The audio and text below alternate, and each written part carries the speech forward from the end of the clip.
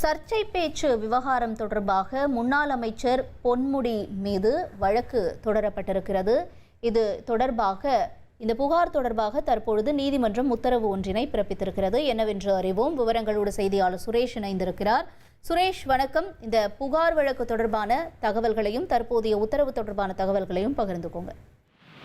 வணக்கம். சென்னையில் கடந்த ஏப்ரல் மாதம் நடந்த நிகழ்ச்சி ஒன்றில் பேசிய முன்னாள் அமைச்சர் பொன்முடி சைவ வைணவ சமயங்கள் குறித்தும் பெண்கள் குறித்தும் சர்ச்சைக்கு உரிய வகையில கருத்து தெரிவித்திருந்தார். இது தொடர்பாக சென்னை உயர்நீதிமன்றம் தாமாக முன்வந்து வழக்கை விசாரணைக்கு எடுத்துக்கொண்டது. இந்த வழக்கு விசாரணையின் போது பொன்முடிக்கு எதிராக அளிக்கப்பட்ட புகார்கள் மீது விசாரணை நடத்தி அந்த புகார்கள் முடித்து வைக்கப்பட்டதாக அரசு தரப்பில் தெரிவிக்கப்பட்டதை அடுத்து அந்த தாமாக முன்வந்து விசாரணைக்கு எடுக்கப்பட்ட அந்த வழக்கானது முடித்து வைக்கப்பட்டது.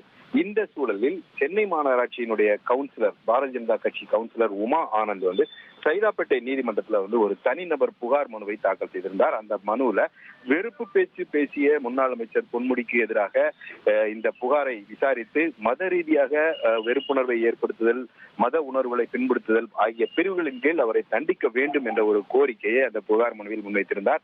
இந்த புகார் மனு சைதாப்பேட்டை நீதிமன்றத்தில் தாக்கல் செய்யப்பட்டிருந்த இந்த புகார் மனு எம்பி எம்எல்ஏக்கள் மீதான வழக்குகளை விசாரிக்க நியமிக்கப்பட்டிருக்கக்கூடிய ஜார்ஜ் டவுன் மாஜிஸ்ட்ரேட் நீதிமன்றத்துக்கு அனுப்பி வைக்கப்பட்டிருக்கிறது. ஜார்ஜ் டவுன் நீதிமன்றம் இந்த புகார் மனுவுக்கு அக்டோபர் 30ஆம் தேதிக்குள் பதிலளிக்கும்படி முன்னாள் அமைச்சர் பொன்முடிக்கு உத்தரவிட்டு விசாரணையை தள்ளி வைத்திருக்கிறது. தகவல்களுக்கு நன்றி சுரேஷ்.